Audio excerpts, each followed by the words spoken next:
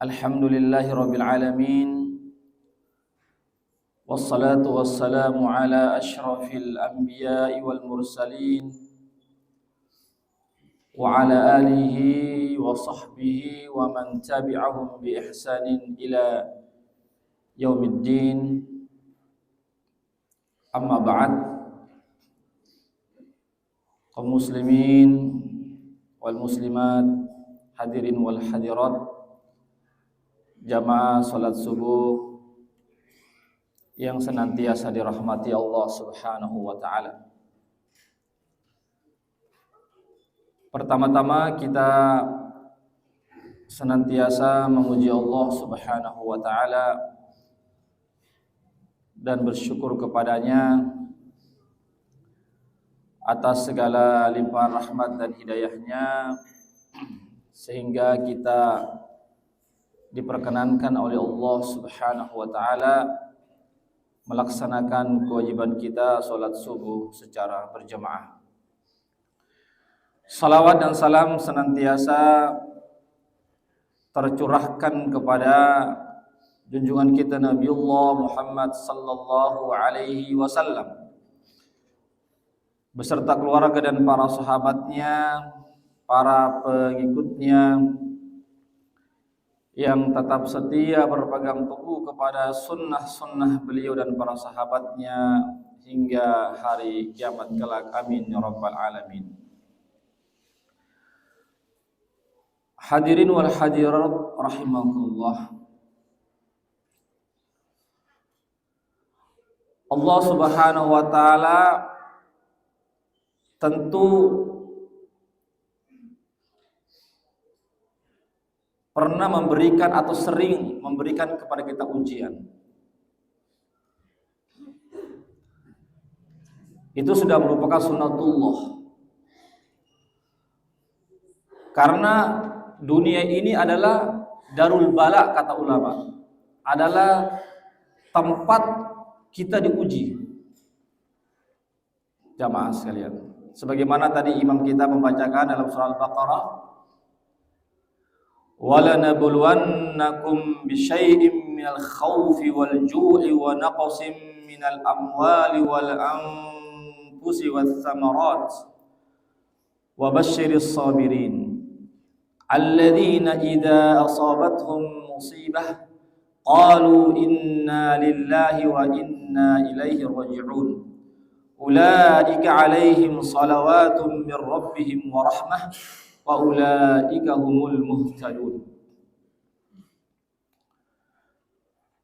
Yang artinya Allah mengatakan wala nabluwannakum bi syai'im minal khaufi wal ju'. Sungguh kami pasti akan uji kalian dengan sedikit rasa takut. Hadirin, takut terhadap musuh kita, takut terhadap masa depan kita dan yang lainnya. Walju, dengan sedikit kelaparan, kekurangan makanan, pangan. Wa naqsim minal amwal, dan kekurangan harta, krisis ekonomi. Jamaah sekalian, kefakiran, kemiskinan. Wal anfus, dan kematian, musibah kematian anak kita, barangkali saudara kita, ya, atau suami kita atau istri kita, jamaah sekalian, dan seterusnya. Wassamarat, dan kekurangan buah-buahan atau hasil-hasil perkebunan dan pertanian. Ini sudah sunnatullah. Allah mengatakan wala nabluwannakum. Allah tidak mengatakan wala nabluukum, tapi wala nabluwannakum, artinya pasti dan pasti. Siapa di antara kita Bapak Ibu yang tidak pernah mendapatkan musibah? Siapa di antara kita atau keluarga kita yang lepas daripada ujian dari Allah Subhanahu wa taala? Hadirin, karena segala sesuatunya yang terjadi di permukaan bumi itu karena izin dari Allah Subhanahu wa taala. Tidak ada terjadi melainkan izin dari Allah Subhanahu wa taala. Cuma jangan juga kita mencari-cari alasan.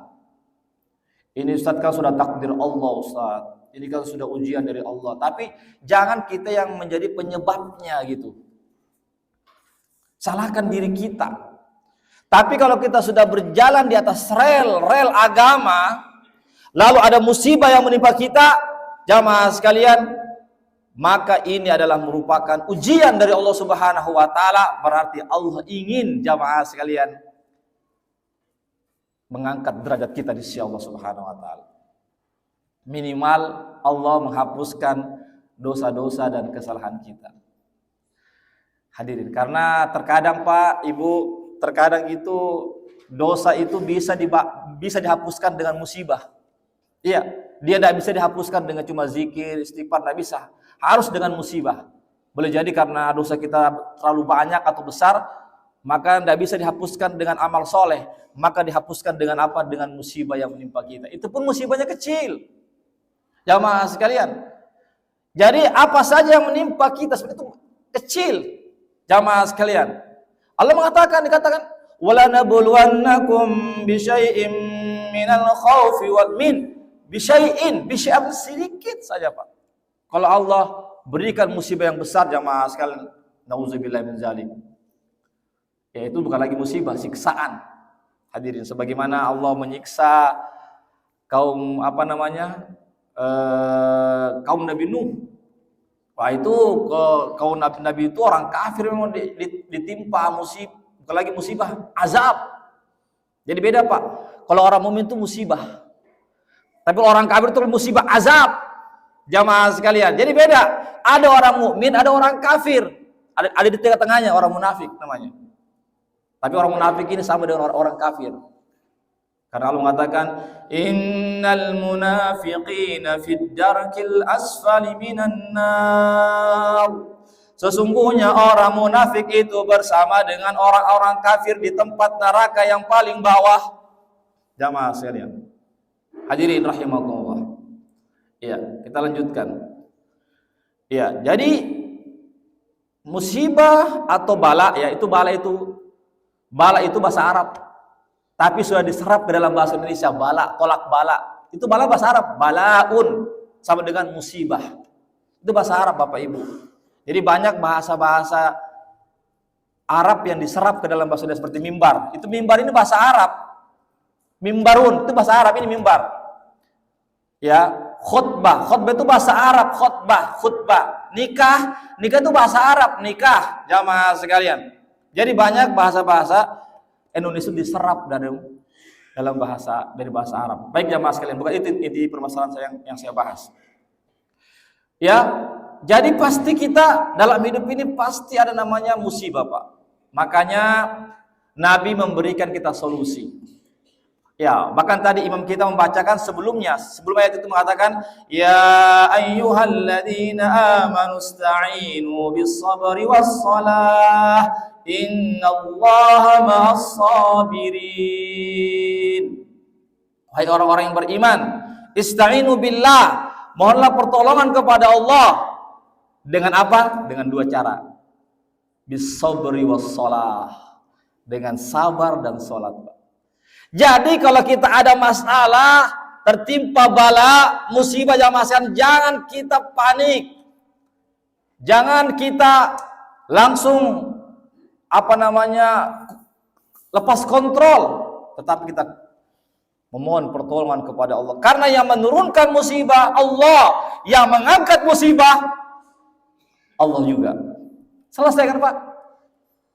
Makanya jangan andalkan diri kita Bapak Ibu. Iya. Jadi siapa yang mengandalkan dirinya tidak bertawakal kepada Allah, maka Allah lepaskan dia, Allah biarkan dia. Artinya apa? Selesaikan sendiri urusanmu karena engkau tidak bertawakal kepada Allah Subhanahu wa taala. Jadi tatkala kita ada musibah, Pak, sandarkan kepada Allah Subhanahu wa taala. Makanya dalam ayat lanjutan itu, jamaah sekalian, wa basyiris sabirin. Maka berikanlah gembira kepada orang-orang yang bersabar. Jadi tatkala kita tertimpa musibah, ya kita harus bersabar. Karena apa? Ya itu takdir Allah kan. Takdir Allah Subhanahu wa taala, jamaah sekalian. Selama kita betul-betul jamaah sekalian berada di atas jalan Allah. Kecuali ada juga orang Pak cari-cari musibah. Sudah ditahu misalnya jangan kamu balap-balap motor tapi dia kencang juga sampai 120 kita tabrakan. Jangan salahkan Allah, salahkan dirimu. Kenapa kamu balap-balapan di tempat keramaian baru dengan kecepatan 120? Sudah tahu bahwasanya minuman khamar itu diharamkan, kenapa juga mau mendak khamar? Ketika kamu mendapatkan musibah yaitu apa? Sakit misalnya, jangan salahkan Allah, salahkan diri kita. Makanya jangan kita cari musibah. Tetapi selama kita jamaah sekalian berjalan di atas jalan Allah, lalu turun musibah jamaah sekalian, contoh misalnya, kita jalan naik motor kendaraan jamaah sekalian, kita sudah ikuti aturan lalu lintas. Jalannya cuma 40 km per jam. Kita juga tidak selip-selip. Tiba-tiba kita ditabrak. Pak. Langsung kita jatuh. Berluka-luka. Jamaah sekali. Ini ujian, Pak. Ujian. Jamaah sekali. Yakin. Di balik ujian itu ada hikmah yang Allah inginkan. Minimal Allah menghapuskan dosa-dosa kita, jamaah sekali. Boleh jadi ada dosa yang tidak bisa dihapuskan kecuali dengan musibah yang Allah timpakan kepada kita, jamaah sekalian. Ini yang harus kita yakini. Jangan kita berburuk sangka kepada ya Allah, kenapa kamu kasih saya musibah lagi ya Allah? Jangan Pak, Ibu. Allah kenapa kamu kasihkan lagi saya musibah begini? Jangan. Kita berbaik sangka kepada Allah. Allah mengatakan dalam hadis kursinya, ana inda zanni abdi bi. Saya tergantung persangkaan hambaku, jamaah sekalian. Jadi kita berbaik sangka kepada barangkali saya banyak dosa ini ya Allah. Barangkali saya banyak dosa ini ya Allah. Mudah-mudahan ya Allah dengan musibah ini ya Allah ampunkan dosa-dosa. Siapa di antara kita yang tidak pernah berdosa, jamaah sekalian? Siapa di antara kita yang tidak pernah bersalah? Mata, telinga, lisan, apalagi lisan ini Pak, ya Allah, banyak sekali ya Allah. Ya gibalah, membicarakan aib orang lain, memfitnah, adu dombalah, berdustalah, hoaxlah, jamaah sekalian, saksi palsulah. Makanya kata Nabi, banyak orang dimasukkan ke dalam neraka karena lisannya Pak. Ini lisan Pak, jamaah sekalian tidak ada tulangnya tapi berbahaya, jamaah sekalian. Kecil bentuknya itu berbahaya, hadirin rahimakumullah. Oleh karena itu hadirin, marilah kita berbaik sangka kepada Allah Subhanahu wa taala. Jadi musibah yang menimpa kita selama kita berada di jalan Allah, jamaah sekalian, insya Allah minimal Allah hapuskan dosa kita. Yang terbesar adalah Allah angkat derajat kita, jamaah sekalian, yang lebih tinggi nanti di hari akhirat kelak, jamaah. Ini yang kita inginkan hadirin rahimakumullah. Jadi tidak ada sebenarnya dalam urusan orang beriman melainkan semuanya kebaikan. Ketika ditimpa musibah dia bersabar, itulah kebaikan. Ketika dia mendapatkan kenikmatan dia bersyukur, itulah kebaikan, kata Nabi. Ajaban li amril mu'min inna amra kullahu khair wa laysa dzalika illa lil mu'min idza asabat sarra syakar fa kana khairan la wa idza asabat darra sabar fa kana khairan la. Maaf Bapak Ibu terlalu cepat saya punya ceramah. Iya, Nabi mengatakan sangat mengagumkan itu urusannya, perkaranya orang mukmin itu. Sangat menakjubkan. Kenapa? Dan itu tidak dimiliki hanya bagi orang mukmin saja. Semuanya urusannya baik. Semuanya urusan kita baik, Pak. Apapun yang terjadi baik selama kita berada di jalur yang benar, jamaah sekalian. Maka kata Allah Nabi, jika dia mendapatkan kebaikan, kenikmatan, dia bersyukur kepada Allah Subhanahu wa taala. Alhamdulillah atas segala nikmat dari Allah Subhanahu wa taala. Sekecil apapun kenikmatan. Makanya Bapak Ibu, disunahkan kalau kita minum bismillah, alhamdulillah. Meskipun cuma seteguk, jamaah sekalian. Meskipun cuma sebiji koma. Bismillah, alhamdulillah, jamaah sekalian. Kita memuji Allah, itu nikmat, Pak. Jamaah sekalian, nikmat, hadirin. Iya. Sebagai contoh, Pak. Iya, itu seteguk air itu nikmat sekali, Pak. Kalau misalnya kita berada di padang pasir, misalnya ya, di padang pasir, hadirin. Kemudian di padang pasir itu jamaah sekalian tidak ada air. Iya, cuma lalu kita dapatkan jamaah sekalian, air cuma misalnya seandainya ya, air itu ada 1 gelas air. Lalu di sampingnya jamaah sekalian di tempat lain misalnya yang kita dapatkan juga adalah harta yang melimpah. Mana yang kita dahulukan, Pak? Pasti air dulu daripada harta. Karena apa? Kita lagi kehausan, jamaah sekalian. Jamaah sekalian, karena kita lagi kehausan, sangat butuh air. Oleh karena itu jamaah sekalian, jangan kita sepelekan nikmat Allah meskipun sekecil apapun. Suatu saat kita akan butuhkan. Sebagai contoh Pak, Ibu, napas, udara, O2, oksigen. Ini setiap hari kita hirupkan Pak. Itu gratis. Coba kita tanya, orang-orang yang sakit di rumah sakit Pak, butuh oksigen, satu tabung itu berapa kira-kira harganya Pak? Itu kan jutaan kan? Untuk bisa bernapas, membantu pernapasan jamaah sekalian. Karena kalau orang tidak bisa bernapas,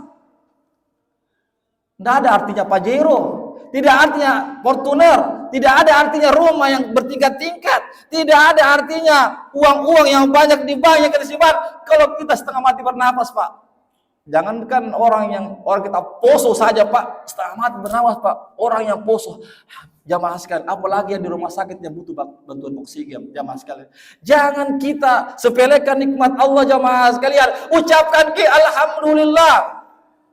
Suami kita datang pulang setelah banting keringat dari pagi sampai sore membawa uang belanja, kita terima wahai ibu. Alhamdulillah Pak, alhamdulillah. Pendapatan kita sekian. Jangan kita kenapa sedikit sekali, kenapa jamaah? Syukuri. Allah mengatakan dalam Al-Qur'an, ya, la in syakartum la azidannakum wa la in kafartum inna adzabi lasyadid. Jika kamu bersyukur terhadap nikmatku atas kamu, maka saya akan tambahkan. Allah akan tambahkan nikmat kita. Tapi jika kita tidak bersyukur, sesungguhnya azab Allah sangat pedih jamaah sekalian. Hadirin rahimakumullah, mohon maaf ya. Saya tidak berpanjang lebar karena subuh ini biasanya ceramahnya tidak panjang jamaah sekalian, dan kita pun barangkali juga ada aktivitas yang lainnya. Intinya adalah ayo kita bersabar, tentu dengan berbaik sangka kepada Allah bahwasanya segala musibah yang menimpa kita itu pasti ada hikmahnya. Minimal Allah menghapuskan dosa kita dan mengangkat derajat kita di sisi Allah Subhanahu wa taala di surganya yang lebih tinggi lagi. Mohon maaf jika ada kata-kata yang kurang berkenan. Yang benar datangnya dari Allah saja, yang khilaf dari saya dan dari kebodohan dari saya. Saya akhiri dengan membaca doa penutup majelis. Subhanallahumma wa bihamdik, asyhadu an la ilaha illa anta, astaghfiruka wa atubu ilaik. Wassalamualaikum warahmatullahi wabarakatuh.